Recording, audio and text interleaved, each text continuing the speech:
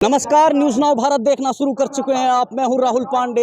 इस वक्त जंतर मंतर में मौजूद हैं और लगातार हम आपको दिखा रहे हैं कि कांग्रेस पार्टी जब से राहुल गांधी को गुजरात कोर्ट से सजा दी गई उसके बाद से सड़कों पर उतरकर प्रदर्शन कर रही है। इस वक्त आप मेरे पीछे देख सकते हैं कांग्रेस पार्टी के ये सेवा दल के तमाम कार्यकर्ता यहाँ पर जंतर मंतर पे प्रदर्शन कर रहे हैं। संविधान बचाओ नारा दिया है इन्होंने इस प्रदर्शन में। और देखिए इन होल्डिंग में क्या लिखा है, डरो मत, संविधान अभी जिंदा है। तो कहीं ना कहीं कांग्रेस पार्टी लगातार आक्रामक है मोदी सरकार पर। तमाम आरोप और प्रत्यारोप का सिलसिला जारी और लगातार सड़कों में उतरकर कांग्रेस पार्टी प्रदर्शन कर रही है। आइए बात करते हैं, आज जो ये प्रदर्शन हो रहा है इनमें जो तमाम लोग हैं उनसे बात करते हैं कि किस तरह वो इस प्रदर्शन को देखते हैं और आखिर क्यों उनको लगता है कि इस देश में संविधान खतरे में। आइए हमारे साथ बात करते हैं उन लोगों से। नमस्कार, क्या नाम होगा? लालजी देसाई, सेवा दल का राष्ट्रीय अध्यक्ष। कांग्रेस का जो यहाँ प्रदर्शन है संविधान बचाओ, क्यों लगता है आपको संविधान खतरे में? देखिए, आज बाबा साहब आम्बेडकर की 132वीं जन्म जयंती के निमित्त पर हम लोगों को लगा कि बाबा साहब को अगर हम कुछ अपने दिलो जान से कुछ कहना चाहते हैं, उनके लिए कुछ करना चाहते हैं तो क्या हो सकता है। तो बाबा साहब की अध्यक्षता में बना हुआ जो संविधान इस देश की आज़ादी का मूल मंत्र है, जिसके अंदर हमको जिसमें फंडामेंटल राइट्स जो हमारे मूलभूत अधिकार है वो संविधान ने हमको दिया है। बोलने की आज़ादी, घूमने फिरने की आज़ादी से लेकर पढ़ने लिखने की आज़ादी से लेकर जीने के कई प्रकार के जिसको हम कह सकते हैं समानता की आज़ादी जो है वो सब कुछ बाबा साहब के अध्यक्षता में संविधान ने हमको दिया। उस संविधान के पीछे कांग्रेस का एक पूरा का पूरा जो समुदाय था कि देश की लोकतंत्र चलेगा तो कैसे चलेगा, संविधान से चलेगा। लालजी देसाई जी की या किसी और की मन से नहीं, उनके दिमाग से नहीं, संविधान के हिसाब से देश चलेगा। पर हमारे देश में संघी शासक आने के बाद पिछले एक दशक से हमने देखा है कि देश संविधान से नहीं चल रहा है, किसी की मन की बात से चल रहा है, किसी की मनमर्जी से चल रहा है, तानाशाही से चल रहा है। और इसीलिए आज कांग्रेस का सेवा दल जो गोरों के सामने जब लड़ा था, अपनी जान की बाजी खेला था, वो सेवा दल कांग्रेस का हमारा जो मुख्य संगठन है, तो वो आज सेवा दल ने तय किया कि हम लोग वर्ग आज जंतर मंतर पे आवाज़ उठाएंगे और संविधान बचाओ जनसंवाद के तहत यहाँ से शुरू कर जन जन के बीच में जाएंगे और कहेंगे कि इस देश की आज़ादी किसी की दी हुई भीख नहीं है। ये व्यक्तियों की, ये जातियों की, ये धर्मों की और ये प्रदेशों की और भाषाओं की खाई खड़ी करके हमको जो बांटने की कोशिश कर रहे हैं वो उसके खिलाफ की ये लड़ाई है। और देश के हर व्यक्ति, चाहे छोटा हो बड़ा हो, किसी भी जाति धर्म से हो, हर व्यक्ति का समान अधिकार है और समान आज़ादी है। और उसी आज़ादी, वही समानता, वही अधिकारों के लिए हमारे कार्यकर्ता लड़ने के लिए तैयार है। आपने देखा होगा पिछले 10 साल में जो हो रहा है देश के अंदर, ईडी और सीबीआई कहाँ जाती है। जो आवाज़ उठाएगा मोदानी मॉडल के खिलाफ, हम कहते हैं मोदानी मॉडल, ये मोदी और अदानी की भागीदारी वाला जो मॉडल है, वो मोदानी मॉडल के खिलाफ जो आवाज़ उठाता है, सीबीआई और ईडी वहाँ पहुँच जाता है। कोई इसके लेकिन प्रधानमंत्री तो इसको भ्रष्टाचार के खिलाफ एक लड़ाई की तरह देख रहे हैं ना। वो कह रहे हैं भ्रष्टाचार के खिलाफ लड़ाई और सारे भ्रष्टाचारी एक हो चुके एक मंच में। यह तो मोदी जी का, हम लोग कहते हैं हमारे गाँव में जो भवैया आते हैं, भवैया और भवैया, उस प्रकार का मोदी जी का भाषा है। अब भ्रष्टाचारी खुद भ्रष्टाचार की बात करेगा। नरेंद्र मोदी जो कहते थे कि मैं तो चाय की दुकान पे काम करता था, सवाल यह है कि उनका 10 लाख का सूट बूट कहाँ से आता है, उनके जो रोज़ के 10 ड्रेस बदलते हैं वो कहाँ से आता है, उनके जो हवाई सफ़र होती है वो कहाँ से आते हैं, उनके अरबों रुपयों का जो प्रचार होता है वो कहाँ से आता है, उनके चुनाव में जो अरबों रुपयों का खर्च होता है कहाँ से आता है। ये तो बताए मोदी जी कि वो अदानी और मोदानी जिसको हम लोग कहते हैं वो भागीदारी कहाँ कहाँ तक है। गुजरात में सीएम थे, 1 रुपया चौरस मीटर अपने दोस्त को ज़मीन दे दिया, बाद में 5000 चौरस रुपया ज़मीन सरकार के पैसों से खरीद लिया, तो वो 4999 रुपया किसकी तिजोरी से गया। इस देश के अंदर जो ड्रग आता है वो भी मुद्रा बंदर से आता है, अदानी के बंदर से आता है, तो वो ड्रग कहाँ चला जाता है। तो ये देश की रक्षा कर रहे हैं या देश के साथ कुछ और हो रहा है, धोखाधड़ी, उसके बारे में एक अहम सवाल पूछूंगा। एक बात बताइए, आप संविधान की बात कर रहे हैं, राहुल गांधी को कोर्ट से सजा मिली, उसके बाद उनकी सदस्यता चली गई, संविधान के तहत ही राहुल गांधी को सजा मिली ना, फिर आप लोग इतना विलाप क्यों कर रहे हैं, सड़कों पर क्यों आ गए? ये जो केस है वो भी एक मजाकिया केस है। अब राहुल गांधी ने चोर को चोर कहा तो उसमें मानहानि कहाँ से हुई? उन्होंने कहा मोदी का नाम, नीरव मोदी का नाम, ललित मोदी का नाम।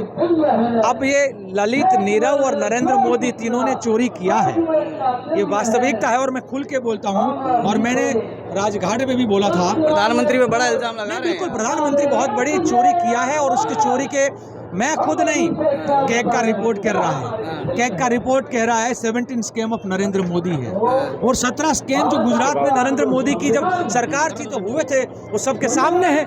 अब ये कहेंगे कि चोरी नहीं किया है, तो सवाल ये है कि जय शाह जो है वो क्रिकेट बोर्ड के सचिव बन के जो अरबों में खरबों में खेल रहे हैं, वो पैसे कहाँ से आए हैं? मैं वही सवाल पूछ रहा था कि लगातार प्रधानमंत्री परिवारवाद पर कहीं ना कहीं प्रहार करते हुए नजर आ रहे हैं। परिवारवाद देश के लिए घातक है, ये बात वो हर जगह से बोलते हैं। लेकिन कर्नाटक में जब आज बीजेपी ने जो टिकटें बांटी हैं, 30 से ज़्यादा ऐसे लोग हैं जो कहीं ना कहीं मामा चाचा काका रिश्ते में है आपस में, तो ये परिवारवाद बीजेपी में प्रधानमंत्री को नहीं दिखता है, किस तरह देखते हैं आप?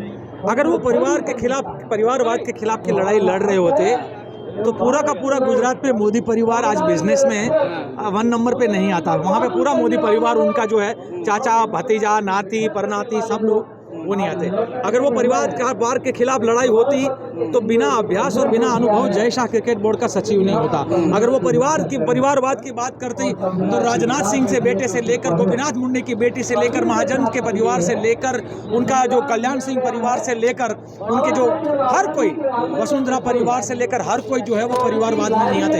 अगर वो परिवारवाद की बात करते और कांग्रेस पे प्रहार करते तो माधवराव सिंधिया के बेटे सचिन जो सिंधिया जो है उनको वो ना लेते और ना ही वो आरपीएन सिंह के लेते, ना हमारे वो बाबा जितेंद्र सिंह उनको लेते। तो ये परिवारवाद की बात करने वाले लोग हमारे जो परिवार के साथ जुड़े थे, खुद हमारे एंटोनी जी के बेटे को लेकर वो क्या साबित करना चाहते, तो कांग्रेस के मुखिया परिवार जो थे उनके बेटे को लेकर भाजपा क्या साबित करना चाहता है? एक सवाल ये है, 2019 के चुनावों में आप राफेल के मुद्दों पर लेकर राहुल गांधी बोलते रहे, मोदी सरकार पर हावी होते रहे, नतीजा क्या निकला वो आपने देखा। ये पिछली बार से ज़्यादा मोदी सरकार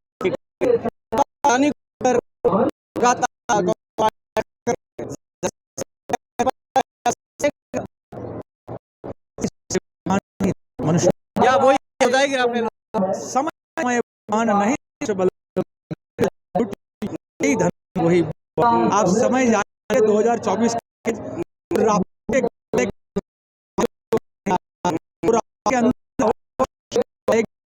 हमारे ऐसा कहां से आया है? अंबानी को दिया हुआ वो हर कॉन्ट्रैक्ट अनिल अंबानी वाला वो भी बाहर आएगा। आप लगातार कह रहे हैं अडानी ने भ्रष्टाचार किया है, तो ऐसा भ्रष्टाचारी एक बिजनेसमैन जिसने भ्रष्टाचार किया है, आप सामने आके पूरे देश में ये कह रहे हैं कि अडानी ने भ्रष्टाचार किया, और पीछे से राजस्थान में MOU साइन हो जाता है अडानी के साथ, वहाँ पर बिजनेस संबंध बन रहे हैं। ये कैसी ये इसे दोगलापन नहीं कहा जाएगा क्या सर?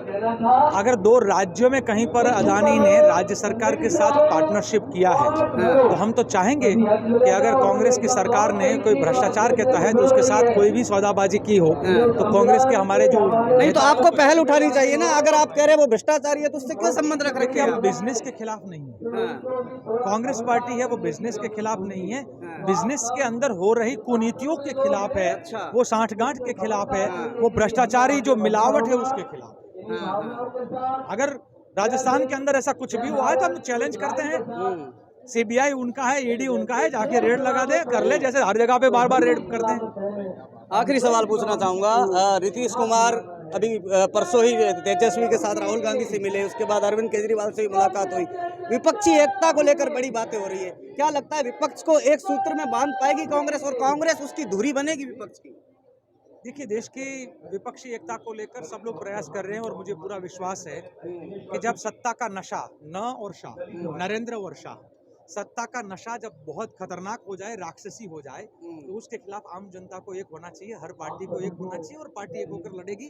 और सबको ये भी लग रहा है कि ये भाजपा और संघी सोच है वो ये है कि वो हर छोटी पार्टी को खा जाएगी, जैसे वो अकाली दल को खा गई, जैसे वो अपने LJP को आधी खा गई है, जैसे वो शिवसेना को खा गई है।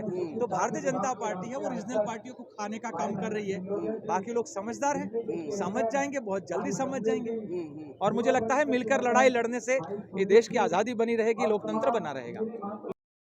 तो ये आप कांग्रेस के सेवा दल के नेताओं की यहाँ पे बातें सुन रहे थे। कांग्रेस पार्टी जब से राहुल गांधी को सजा दी गई उसके बाद से ही कांग्रेस पार्टी लगातार सड़कों में है। हम आपको लगातार कवरेज दिखा रहे हैं कि कांग्रेस पार्टी किस तरह सड़क पर उतरकर मोदी सरकार के खिलाफ प्रदर्शन कर रही है। और आज संविधान बचाओ नारे को लेकर यहाँ पे जंतर मंतर में कांग्रेस सेवा दल के तमाम कार्यकर्ता बैठे हुए हैं। लगातार कांग्रेस का प्रदर्शन जारी। आने वाले समय में देखा जाएगा कि अदानी मुद्दे पर राहुल गांधी और कितने आक्रामक होते हैं और क्या ये मुद्दा 2024 के चुनावों का अहम मुद्दा बन पाएगा। अपने सहयोगी विश्वजीत झा के साथ राहुल पांडे, जंतर मंतर, दिल्ली।